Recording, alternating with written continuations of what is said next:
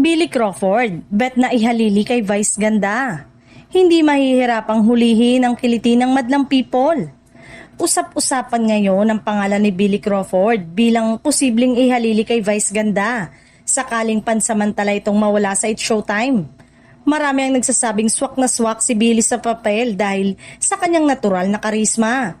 Husay sa hosting at kakayanang makipagkulitan sa iba't ibang klase ng audience. Hindi rin lingid sa kaalaman ng manonood na si Billy ay isa sa mga original na host ng It's Showtime noong unang umere ang noontime show. Dahil dito, pamilyar na pamilyar siya sa daloy ng programa, sa mga segment at higit sa lahat sa enerhiya ng madlang people na matagal na niyang nakasama. Ayon sa mga netizen, hindi na umano mahihirapan si Billy na hulihin ang kiliti ng madlang people dahil subok na ang kanyang pagiging palabiro, game sa kahit anong trip at marunong makisabay sa rumor ng kapwa host. Marami rin ang nagsasabing may sarili siyang charm na kayang magdala ng saya at sigla sa studio.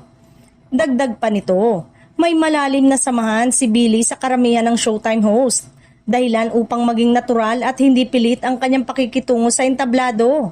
Sa kanyang karanasan bilang singer, dancer at host, ay malaking bentahe para mapanatili ang mataas na energy ng programa.